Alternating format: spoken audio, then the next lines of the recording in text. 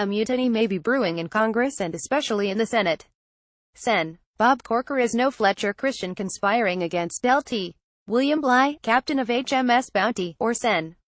Jeff Flake is Steve Merrick relieving Philip Queeg, skipper of USS Kane. But make no mistake, privately, many Republicans in the Senate fear Donald Trump is the most disruptive and destructive president in their political lifetimes. The impossible question is what to do.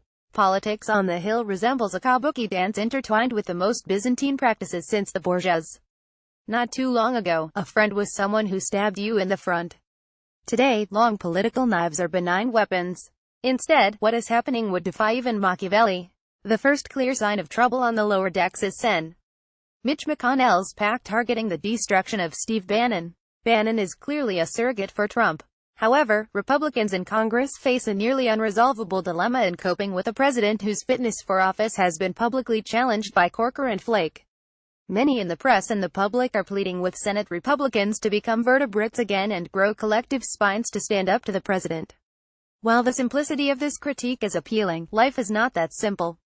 Republicans are trapped between what are seen as two unacceptable choices. First, no one wants to be in the minority.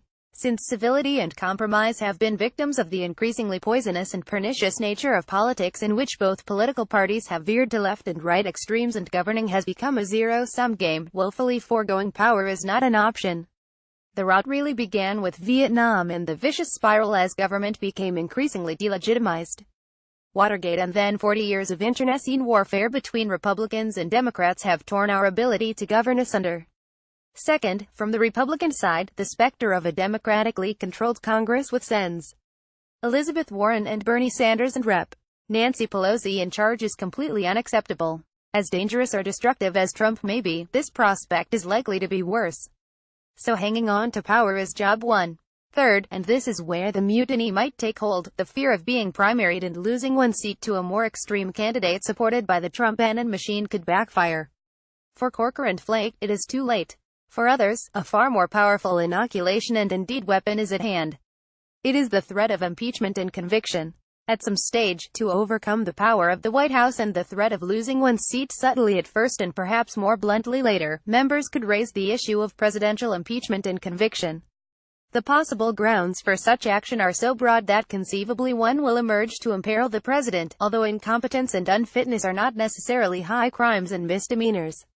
The Russian investigations could provide much ammunition from collusion to obstruction of justice. The threat of Trump family members facing prosecution or past advisors to include Paul Manafort and Michael Flynn copping pleas that implicate the president are not entirely out of the question. The emoluments clause in the Constitution is in play, although legal counsel to any president will argue that the president is not covered because he is elected. Clearly, the president benefits financially from office as he has not completely shed his holdings. Nor has he released his income taxes. Given the spate of sexual harassment cases involving well-known personalities, allegations of his conduct could arise again. More than likely, however, the president will be vulnerable to a more pressing vulnerability. If as the 2018 elections grow closer and it appears that the Republicans will be routed, political survival will take hold. If this occurs, party leaders will have no option except to confront the president, forcing him either to change his manner of governing, which has virtually no chance of happening, or threatening him with the I and C words impeachment and conviction. Further nails in this coffin could be supplied if or when his base begins to desert him and his popularity ratings drop well below 30%. None of the above may happen. However, do not underestimate the extraordinarily difficult position Republicans on the Hill find themselves. This is a squeeze, and there may be no way out that serves the public interest. Harlan Ullman has served on the Senior Advisory Group for Supreme Allied Commander Europe 200,416 and is a senior advisor at Washington, D.C.'s Atlantic Council, chairman of 2 private companies and principal author of The Doctrine of Shock and Awe.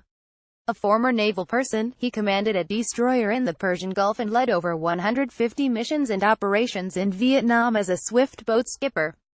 His next book, Anatomy of Failure: Why America Has Lost Every War It Starts, will be published in the fall. Follow him on Twitter at Harlan Coleman.